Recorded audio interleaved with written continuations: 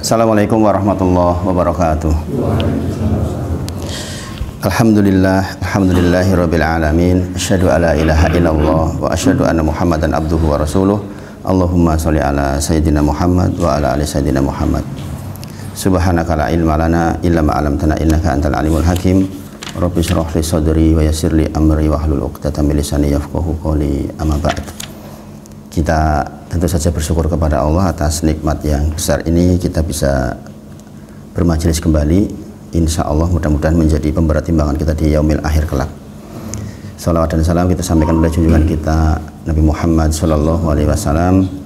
Semoga dengan salawat yang kita sampaikan dikembalikan kepada kita pula dengan kebaikan yang banyak, dan tentu saja lisan ini minta kepada Allah agar dimudahkan di dalam banyak-banyak bersalawat kepada Nabi Muhammad SAW.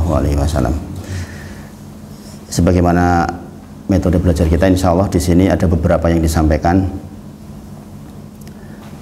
Jadi modelnya di sini ada beberapa, Pak Hartono. Gitu.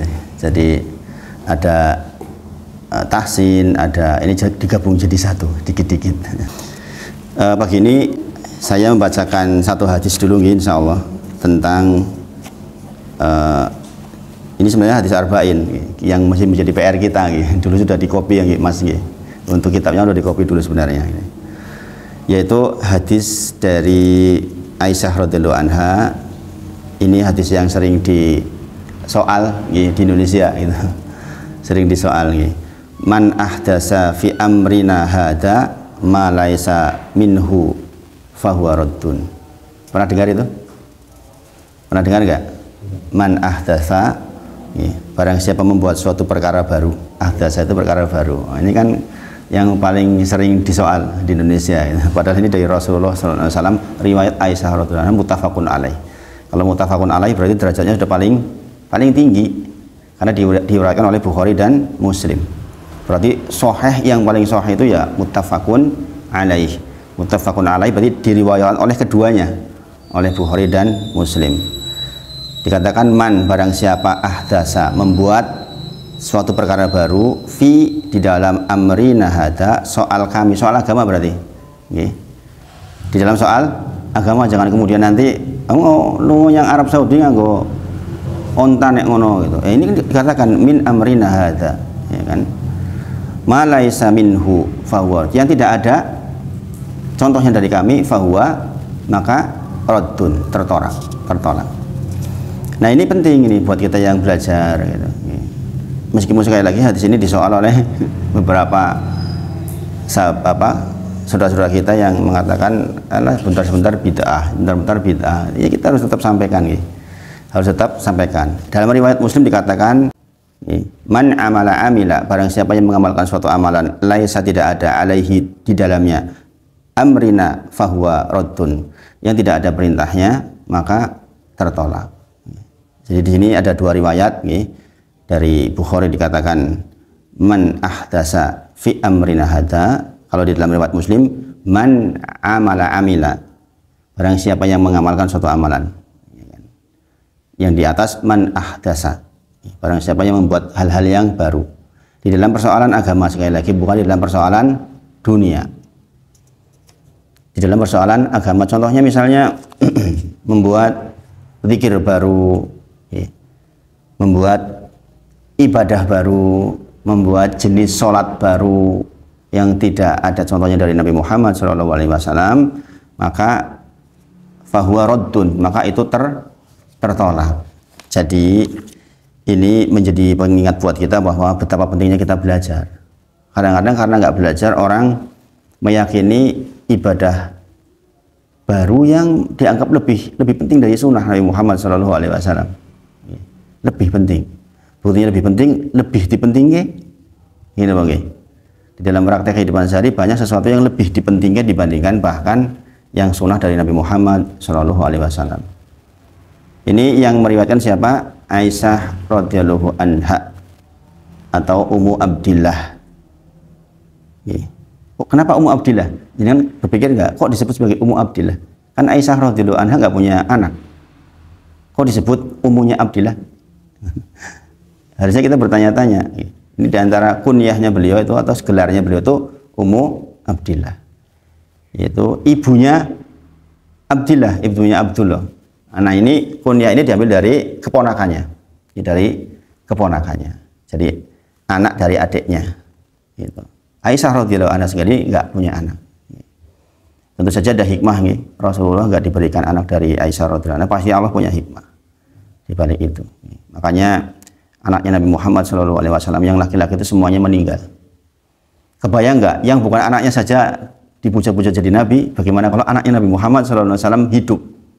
Yang laki-laki, oh ini dianggap Nabi mesti. Maka dari situ aja kita tahu ciri-ciri Nabi itu memang sudah sangat sempurna. Abdullah itu adalah Abdullah bin Zubair itu putra dari Asma bin Abu Bakar, sama-sama anaknya Abu Bakar As-Siddiq. Aisyah juga anaknya Abu Bakar As-Siddiq, Asma juga. Nah karena Aisyah nggak punya anak, maka kunyahnya dinamakan keponakannya, namanya Ummu Abdillah. Itu sejarahnya begitu. Kemudian di situ dikatakan ada kata-kata man ahdasa, mengadakan urusan baru dalam agama. Orang sering bilang membuat istilah bid'ah. Ini memang dai-dai di Indonesia itu mengucapkan bid'ah itu agak berat. Karena dianggap radikal. Oh, apa-apa bid'ah, angel mentok agama. Padahal justru dengan mengenal seperti itu agama jadi mudah. Sebaliknya sebenarnya kalau kita kenal sunnah itu agama itu jadi mudah banget bahkan. Secara bahasa man ahdasa artinya mengadakan satu yang baru yang tidak ada contoh sebelumnya. Secara bahasa begitu. Jadi nek pesawat di orang ya itu secara bahasa benar. Pesawat itu bid'ah.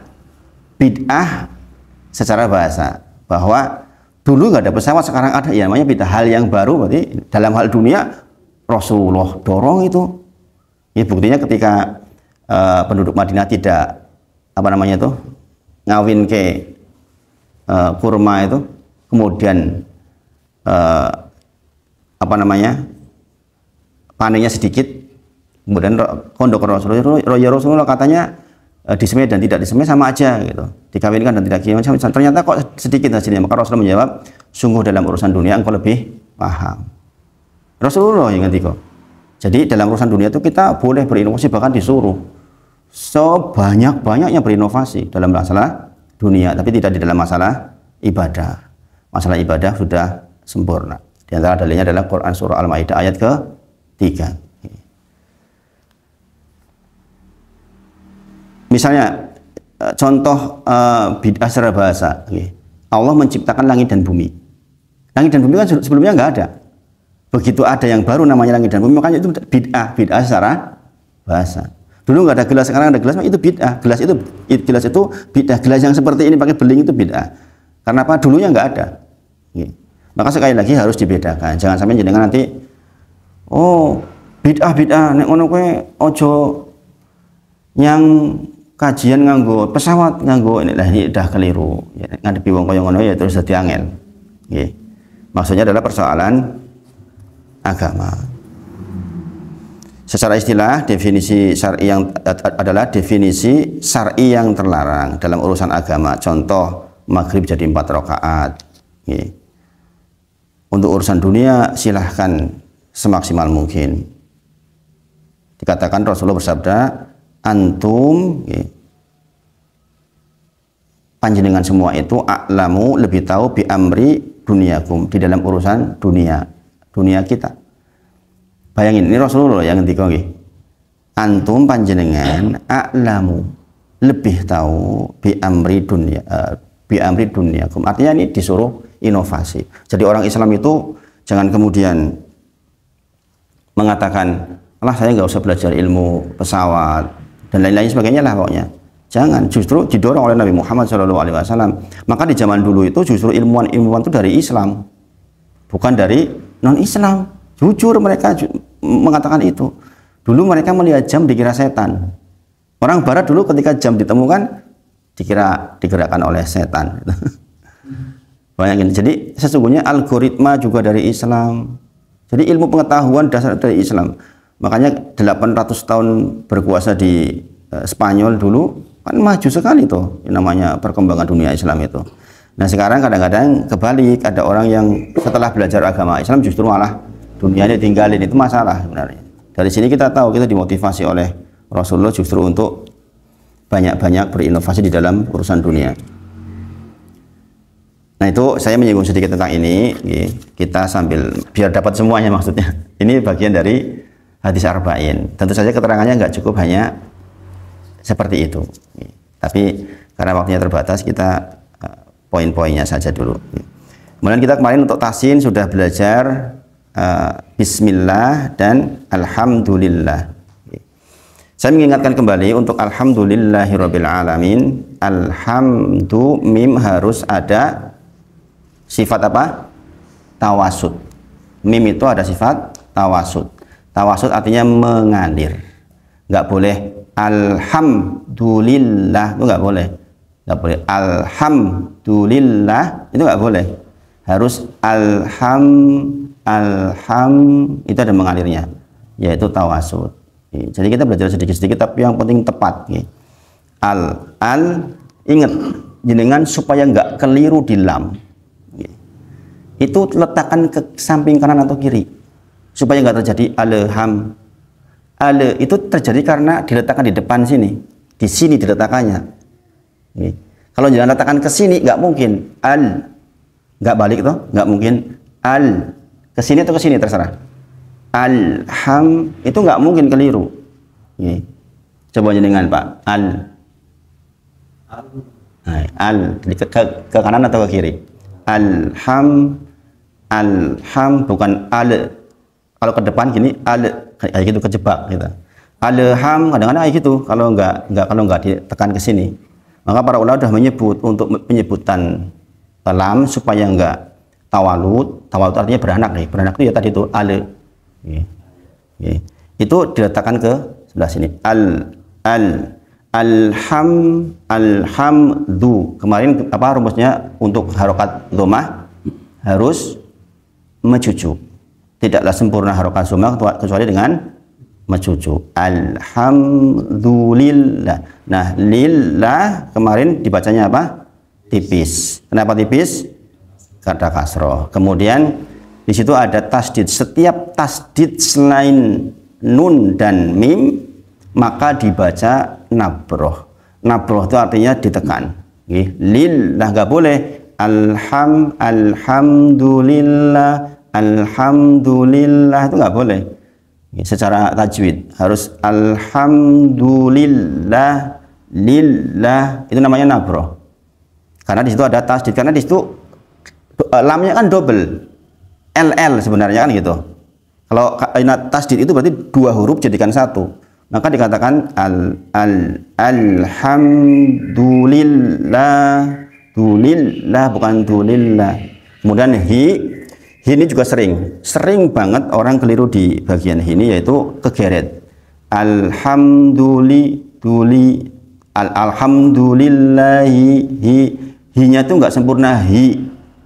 Cuma alhamdulillahi, beda nggak? Alhamdulillahi rabbil alamin, misalnya gitu. Pernah dengar gitu nggak? Alhamdulillahi, bukan hi. Harusnya diberikan hak sempurna hi. Kemarin apa rumusnya? Harokat kasroh agak narik sedikit bibir ke bawah, mesti sempurna hi. Kalau enggak jadi he, kan? Seperti harokat dhammah tanpa mencuci mesti jadi miring. Alhamdulillah kan miring toh. Kalau du kan beda. Alhamdulillahi rabbi, bi bukan b, beda nggak? Ya kan? Kadang-kadang kalau kita nggak tarik sedikit jadi b. Dan itu sering banget, itu nggak kerasa kalau jenengan baca tuh nggak kerasa. Yang dengar yang kerasa. Alhamdulillahi rabbil alamin. Kemarin ain gimana? Ain harus kalau ditekan nggak ditekan sama harus di sini. Ini mah nggak mudah gitu. Jadi ain itu letaknya di sini. Jadi kalau kita baca masih beda dengan ketika ditutup ya berarti masih keliru. Saya aja masih berusaha itu. Rumus asalnya harus ketika ditekan dan tidak itu harus sama. Karena ain itu bukan di sini tapi di sini, di tengah-tengah tenggorok. Jadi itu kemudian di situ ada alif lam, pertamanya alham, alif lam apa? Alif lam yang dibaca jelas, yaitu alif lam qomariyah atau idhar qomariyah. Rumusnya ada sukun. Ya. Alhamdulillahi rabbil alamin. Alhamdulillahi rabbil alamin. Ya bareng-bareng yuk. Alhamdulillahi rabbil alamin. Pak Supri sekarang, Pak Supri. Alhamdulillahi rabbil alamin. Masya Allah peningkatannya banyak loh Pak Supri ini, Masya Allah. Banyak Pak Supri peningkatannya dibanding pertama itu. Nun juga ada tawasud. Berarti nggak boleh alamin, nggak boleh alamin.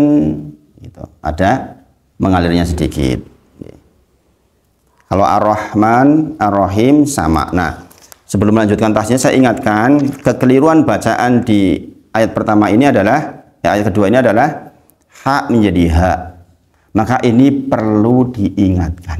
Kalau jenengan menemukan orang membaca alhamdu, maka usahakan dengan lembut hati jenengan mengingatkan. Kenapa? Itu sudah kekeliruan besar, yaitu kekeliruan jali. Karena apa? Alhamdu artinya segala puji, lillah milik Allah. Kalau alhamdu segala kehancuran, segala kematian milik Allah. Na'udzubillah subhanallah min dzalik. Subhanallah, Allah Maha suci dari yang sedemikian. Maka kalau jenengan sudah belajar seperti ini, kok ketemu orang baca alhamdulillah, ya gimana caranya biar nggak tersinggung? Mengingatkan tanpa harus menyinggung. Karena itu sudah berubah arti, itu perlu diperingatkan. Kemudian Rabbil alamin, kalau alamin artinya alam semesta. Kalau alamin pakai hamzah artinya apa kemarin? Apa? Penyakitan, yang penyakitan. Jadi kalau orang baca alhamdulillahi rabbil alamin, segala kehancuran, segala kematian milik Allah, Rob yang penyakitan. Itu artinya itu. Jauh nggak? Jauh banget. Maka di ayat 1 ini, setelah jenengan belajar ayat 2 ini, belajar tasihnya sudah, tolong bagian itu jenengan punya tugas untuk, apalagi kalau orang itu ngimami, ya orang itu ngimami, jenengan gimana caranya biar nggak tersinggung tuh? Angel memang itu. Jadi kalau jenengan bisa memberikan pendekatan, itu mungkin insya Allah tetap nggak masalah. Penyakit yang umum terjadi juga membedakan sin, sya sama fa. Kadang-kadang imam enggak sama aja tuh, antara sin, fa, sya sama aja itu. Dibaca sama sin semua. Itu juga butuh diingatkan, itu lahan besar. Kekeliruan makhorijul huruf itu termasuk kekeliruan besar. Maka wajiblah buat kita untuk mengingatkan sekali lagi dengan hikmah. Enggak gampang. Saya juga dulu mengingatkan mbah kaumnya, saya malah jadi jelei. Padahal berusaha, sudah pakai strategi gimana ya caranya biar lembut, biar nggak tersinggung nih yo. Hasilnya nggak selalu seperti yang kita harapkan, tapi minimal kita sudah pernah mengingatkan. Kalau nggak, bisa dosa kita di belakangnya terus-terusan. Sementara kita tahu, kok dia tidak diberitahu, kan jadi masalah. Sampai kakak saya itu sekarang terusir, dalam tanda kutip terusir dari masjid tempat tinggal dia itu karena ya itu imamnya nggak mau dibenerin, akhirnya dia kan ya tersiksa lama-lama. Nah itu diperhatikan insya Allah. Kemudian sekarang terkait dengan tahsin ini, saya mengingatkan rukun sholat kita yang kedua, yaitu takbiratul ihram. Takbiratul ihram. Ini pelajarannya jadi banyak di sini insya Allah. Ucapan takbiratul ihram jangan keliru. Saya pernah mendengar, bahkan berkali-kali mendengar orang mengucapkan Allahu Akbar. Keliru nggak itu? Allah A-nya panjang. Allahu Akbar.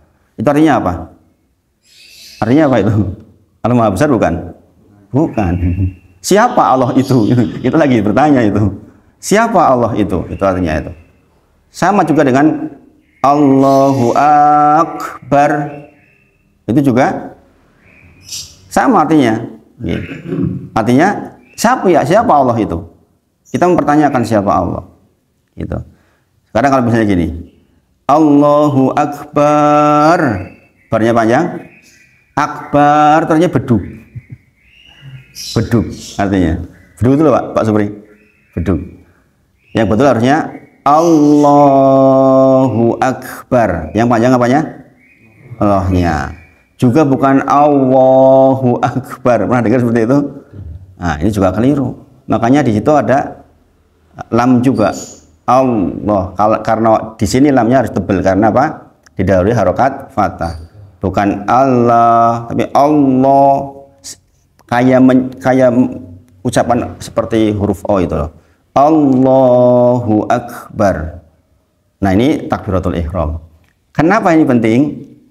Karena takbiratul ihram itu rukun. Nih, rentetannya belajar tahsin itu begitu itu loh. Diterapkan di dalam sholat. Contohnya dengan mempelajari tahsin diterapkan dalam sholat itu. Nah, kemudian bagaimana posisi ketika kita takbiratul ihram? Syarat takbiratul ihram sah itu apa? Berdiri tegak. Ya, berdiri tegak. Tegak itu bagaimana maksudnya? Tidak dungkluk sedikit pun. Sebagian besar ulama mengatakan seseorang yang takbiratul ihram dalam kondisi dungkluk maka batal takbiratul ihramnya. Berarti sholatnya rasa. Allahu Akbar, batal. Harus tegak. Bagaimana pandangannya? Tidak ada panduan khusus. Mau ke depan, mau ke sana yang tidak ada panduan. Tapi yang jelas posisi tegak. Dungkluk itu apalagi doyong kayak gini.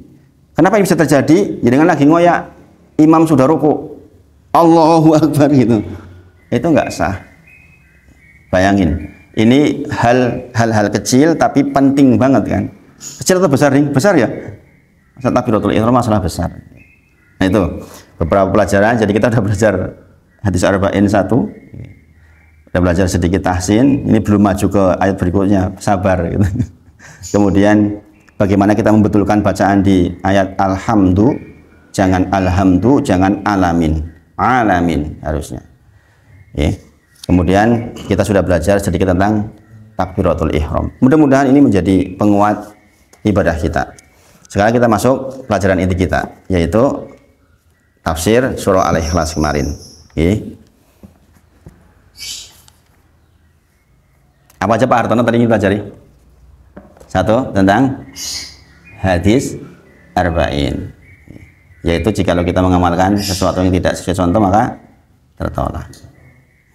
Kita sudah belajar sedikit tentang tahsin Al-Fatihah. Kita sudah berusaha membetulkan kekeliruan yang jali. Kemudian kita sudah belajar takbiratul ihram. Pendalaman tentang takbiratul ihram besok di sana Pak, di Miftahul Jannah. Kemarin sudah belajar tentang berdiri, gitu. Besok udah masuk yang kedua takbiratul ihram. Jadi pendalaman tentang takbiratul ihram di sana Pak Supri. Ini Jumat dengan dinas.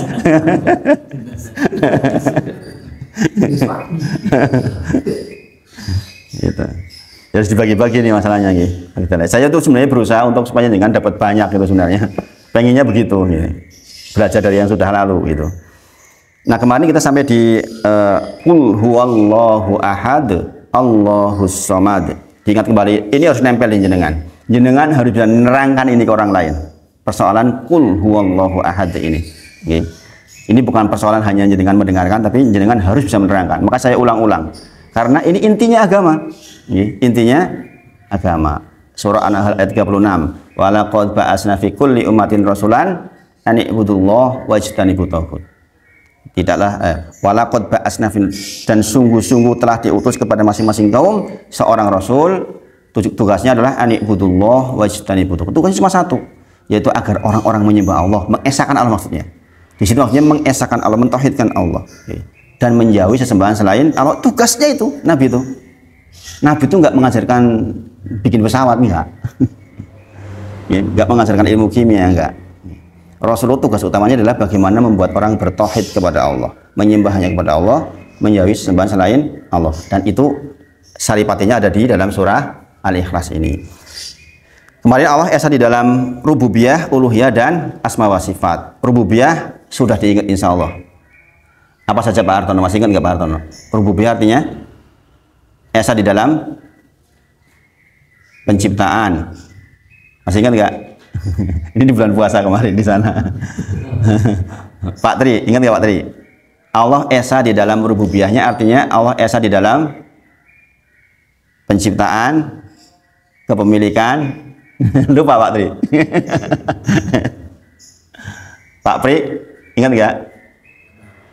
Ingat? Harus diulang. Okay. Ini harus diingat ini. Jadi kalau jenengan menyebutkan Qul huwallahu ahad, berarti jenengan sedang mengatakan Allah itu esa di dalam rububiyahnya.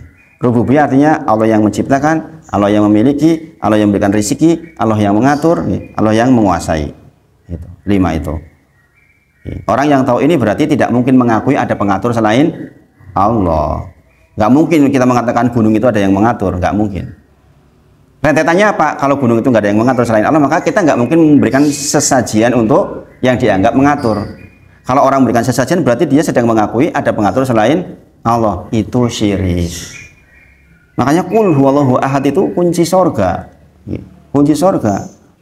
Kalau orang yang menyadari bahwa yang menguasai itu hanya Allah, maka berarti nggak ada yang menguasai laut kidul selain Allah. Rentetannya apa? Berarti tidak ada sesajian kepada yang dianggap menguasai laut kidul. Kalau ada yang melakukan itu berarti syirik akbar.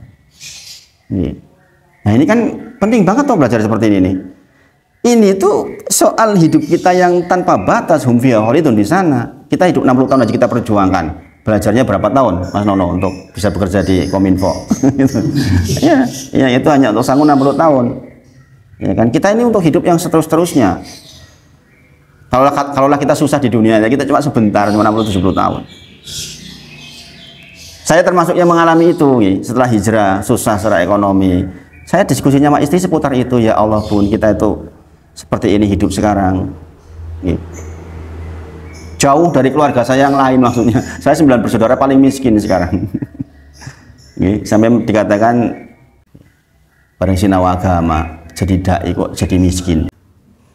Jadi itu tadi di dalam rububiyah, kemudian di dalam uluhiyah. Apa uluhiyah? Dalam penyembahan. Berarti yang disembah satu-satunya hanya Allah. Nggak ada ruang kita tuh nggak menyembah selain Allah, itu nggak ada ruang. Ini saya ulang-ulang biar jenengan bisa nerangin ke orang lain maksudnya ini. Kemudian esa di dalam asma dan sifatnya dulu saya kasih contoh apa? Nama Allah contohnya Al-Hayyu. Al-Hayyu itu artinya apa? Maha hidup. Makanya jadi kalau minta doa kepada Allah yang pasti dikabulkan adalah Ya Hayyu Ya Qayyum. Ya Hayyu, duhai yang maha hidup, Ya Qayyum, duhai yang maha mengurusi. Para ulama menyebut jikalau sebuah doa diawali dengan Ya Hayyu Ya Qayyum, maka Allah nggak mungkin tolak, malu Allah menolak. Nggak mungkin Allah tolak. Makanya kalau jenengan punya permintaan besar, jenengan ucapkan Ya Hayyu Ya Qayyum, wahai yang maha hidup dan maha mengurusi. Pokoknya doa apapun diawali itu saya begitu. Dan itu biasanya agak-agak instan itu dikabulkan. Masya Allah. Kalau jangan terdesak banget, ucapkan Ya Hayyu Ya Qayyum. Nah, Ya Hayyu itu artinya maha hidup. Nah, maha hidup bukan hidup ya. Maha hidup itu udah pelajari. Kalau maha hidup berarti hidup terus, nggak ada matinya. Dan tidak diawali dengan tidak ada. Ada. Dari awalnya sudah ada. Jadi kalau ditanya, siapa yang menciptakan Allah? Ya kalau diciptakan namanya bukan Allah. Ya kan? Sebagaimana ketika Abu Nawas ditanya tentang masalah penciptaan, ya kan? Setiap segala sesuatu itu ada yang menciptakan. Kalian orang Islam percaya, iya, manusia ada yang menciptakan, pohon ada yang menciptakan, langit ada yang menciptakan, bumi ada yang menciptakan. Nah kalau begitu, siapa yang menciptakan Allah? Maka kemudian Abu Nawas jawabnya gimana tuh? Ini ilmu lelucon tapi bagus. Angka 3 itu dibuat dari angka berapa? 2 plus 1 atau 1 plus 1 plus 1, ya enggak? Angka 2 1 plus 1. Angka 1 hayombu orang ngerti gitu. Ya enggak? Angka 1 dari mana? Iya nggak ada ya, adanya ya angka 1 sudah ada. Kalau angka 3, angka 4, angka 5 ya dari angka 1 semuanya. 10 ya 1 per 1 per 1 per 1 per 1 atau 9 per 1, 9, 1 per 1 per 1 kan gitu. Sementara 1 sendiri bagaimana? Ya sudah ada dengan sendirinya, demikian juga Allah. Ya kan? Sudah ada dengan sendirinya. Kalau diciptakan namanya bukan Allah. Syarat menjadi Tuhan itu diantaranya adalah tidak diciptakan, tapi menciptakan. Ya kan? Kemudian ditanya lagi tentang apa itu? Tentang bagaimana mungkin Allah akan menyiksa setan dengan api, ya kan? Kemudian ditampar itu kan.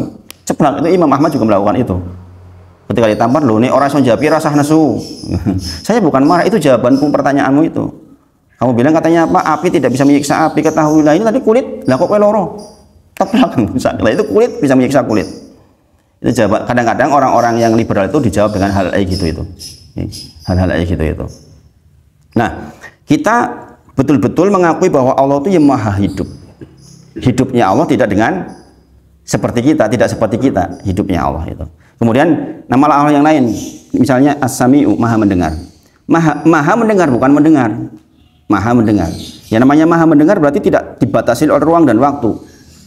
Tidak dibatasi ruang. Allah di atas ars mendengar gerakan yang kecil di tanah, daun jatuh itu Allah tahu semuanya. Karena Allah maha mendengar. Sementara kita nggak bisa, terbatas oleh ruang dan waktu. Terbatas kain saja sudah nggak kedengeran. Ini masalah loh, rekamannya kalau di sini tuh ada suara burung. Nggak apa-apa mas, bagus kok. Itu kan ada yang sampai komentar ke saya itu di mana ya? Di tengah-tengah sawah apa hutan po? Itu. Enggak gitu. Dikira masjidnya itu di tengah-tengah hutan pak. Karena saya pernah ceramah itu pak, seperti itu. Kemudian Al-Basyiru itu maha melihat, ya, maha melihat. Maha melihatnya Allah tidak terbatas oleh ruang dan waktu. Okay. Tidak terbatas ruang dan waktu. Kemudian maka ayat Qul huwallahu ahad ini adalah kalimat ayat yang sangat-sangat dahsyat, sangat-sangat dahsyat. Maka ini kita pegangi betul. Karena intinya beragama ya di situ, yaitu mentauhidkan Allah. Maka kalau ditanya apa yang dibawa yang paling besar oleh Nabi Muhammad SAW adalah mengesahkan Allah itu. Apa yang paling besar, tugas paling besar yaitu mentauhidkan Allah. Berarti lawan yang paling besar apa? Mencegah kesyirikan. Itu jadi yang lain-lain itu hanya turunannya saja. Mencegah perzinahan, mencegah perbuatan buruk, mencegah itu semuanya adalah turunan dari mentauhidkan Allah. Karena kalau orang sudah mentauhidkan Allah pasti jadi orang baik, nggak mungkin enggak. Bagaimana tidak? Dia mau ngapa-ngapain tuh mikir 1000 kali ada Allah gitu maksudnya itu. Ya enggak? Sendirian pun, sendirian. Dengan berdoa pun dengan wanita yang sangat cantik. Kalau sudah mentauhidkan Allah, jenengan akan takut untuk melakukan perbuatan buruk walaupun jenengan situasi memungkinkan. Orang-orang, saya nggak ngerti ya mas, jenengan yang di ASN, saya nggak ngerti orang-orang sampai sudah jadi menteri kemudian korupsi itu tuh saya kadang-kadang nggak ngerti loh, benar-benar nggak ngerti. Apakah karena didorong oleh keadaan mengharuskan seperti itu? Mereka kan bukan orang bodoh, toh. Kok mau melakukan itu gitu? Kok mau mengorbankan dirinya untuk melakukan seperti itu? Saya kadang-kadang nggak habis pikir. Andai dia mentauhidkan Allah secara sungguh-sungguh, apakah ada hal yang sampai harus menggugurkan tauhidnya itu loh? Kan Islam tuh banyak yang korupsi juga Islam. Kok bisa melakukan itu gitu? Kalau mentauhidkan Allah, enggak lah. Ya kan mengorbankan akhiratnya untuk dunianya. Gila banget gitu. Saya sudah merasakan kedua-duanya, masalahnya bahwa dalam tanda kutip mengorbankan dunia dalam satu waktu itu kadang-kadang enggak apa-apa. Yang penting agama kita selamat. Apa kemarin doanya? Apa Pak kemarin di Miftahul? Allahumma ya Allah la taj'al, jangan dijadikan musibatana, musibah kami fi dinina, di dalam agama. Itu Rasulullah yang minta loh. Sebelum nanti duduk berdiri dari majelis, doa itu salah satunya. Ya Allah jangan jadikan musibah yang menimpaku musibah agama, jangan sampai terjadi. Musibah dunia mungkin kita ngalami, tapi musibah agama jangan terjadi. Ya, di antaranya itu tidak mentauhidkan Allah. Kemudian kemarin Allahus Somad artinya apa? Allah tempat bergantung. Ada 26 penafsiran terkait dengan Allahus Somad. Ada 26 penafsiran. Dialah Allah yang maha sempurna dalam sifatnya. Dialah Allah yang maha sempurna di dalam sifatnya. dan yang dibutuhkan oleh seluruh makhluk. Itu arti as-samad. Jadi dari 26 penafsiran itu disimpulkan dalam kalimat ini, yaitu apa? Dialah Allah yang maha sempurna di dalam seluruh sifat-sifatnya. Sifat-sifat Allah banyak sekali, ya.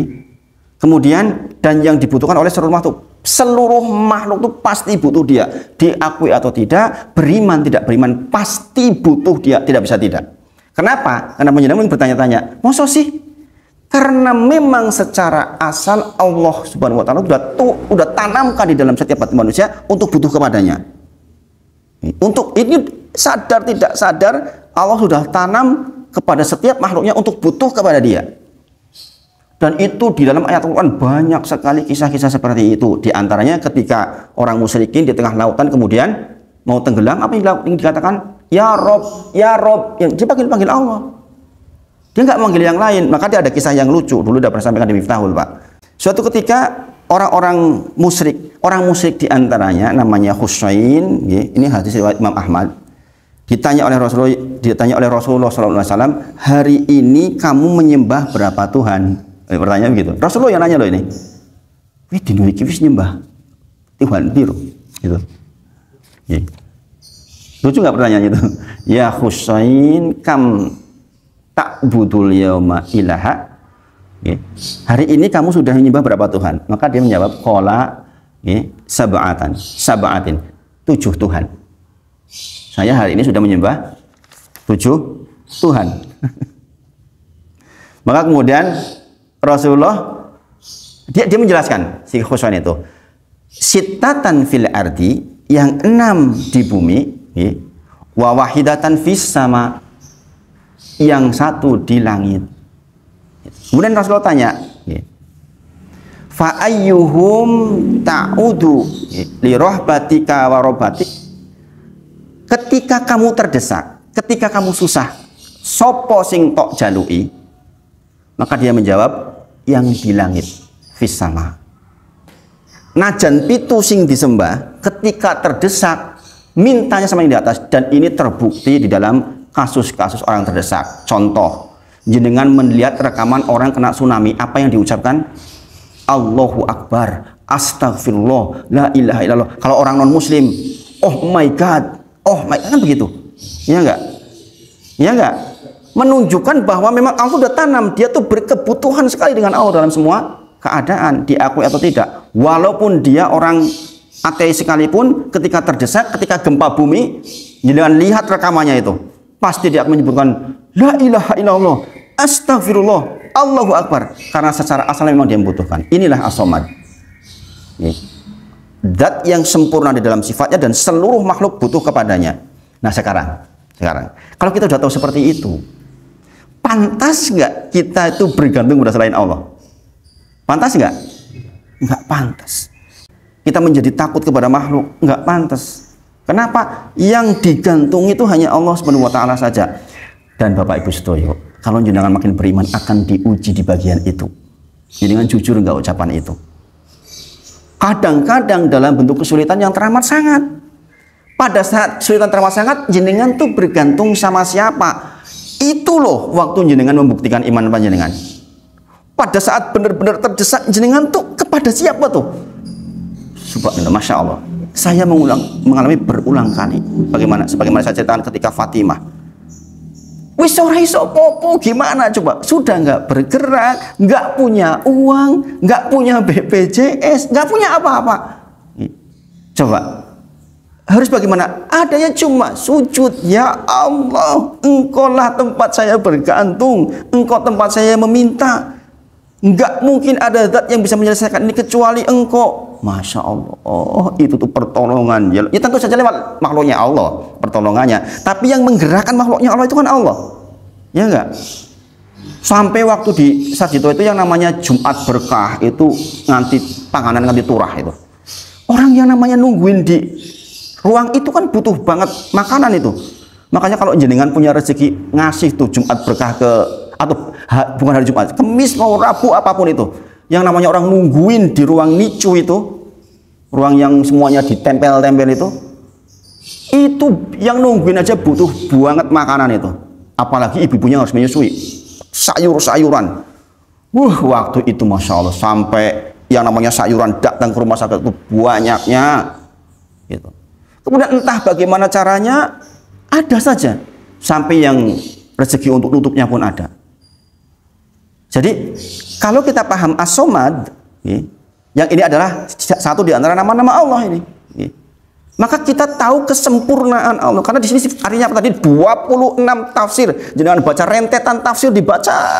Kesimpulannya adalah dialah Allah yang maha sempurna sifatnya. Berarti ini dengan terdesak yang sempurna ia Fatah, yang maha mengurai kesulitan. Ya enggak? Maka kita harus mengenal nama dan sifat-sifat Allah. Karena apa? Nama dan sifat Allah itu yang sempurna. Enggak ada yang enggak sempurna. Yang dengan itu maka seluruh makhluk bergantung. Ya enggak? Jadi nanti pelajari nama-nama Allah. Nah kan ketika jangan punya soal masalah rezeki misalnya, ya kan? Masalah hutang misalnya, Allahumma qfini bihalalika an haramika wa aghnini bifadlika aman siwak. Disebut oleh Rasulullah, andai engkau punya hutang sepenuh bumi dan langit, engkau suapkan, Allahumma qfini bihalalika an haramika wa aghnini bifadlika aman siwak. Maka engkau akan diselesaikan walaupun penuh seluruh langit. Kata salah satu sama saya tambahi Ustadz, juga dengan cara yang mudah ya Allah, jangan yang sulit katanya. Makanya dia dibilang, sekarang Ustadz, saya itu pagi-pagi yang saya ceritakan jualan daging itu loh, ya kan? Dia sekarang muter pagi jualan daging udah dapat 400.000, 500.000 sepagi. Alhamdulillah Ustadz, saya dengan ini insya Allah hutang saya selesai. Bayangin, karena dia ditambahi katanya. Udah diajaran sama saya, Allahumma aqfini bihalalika an haramika wa aghnini bifadlika aman siwak. Ditambahi sendiri, ya Allah, yang mudah ya Allah, jangan yang sulit ya Allah. Karena sebelumnya dia ngelangsir pasir itu loh, banyak macet, banyak ini, dapat uang tapi repot. Sekarang dia bilang, saya pagi kerja 3 jam nggak nyampe, mulai sebelum subuh, mulai saya memang subuhnya jadi di tempat pindah-pindah, jam 7 udah dapat 300-400 ribu. Dia bilang, ini masa paling indah buat saya katanya. Sebelum-sebelumnya dapat segitu tuh harus repot banget. Bayangin. Gitu.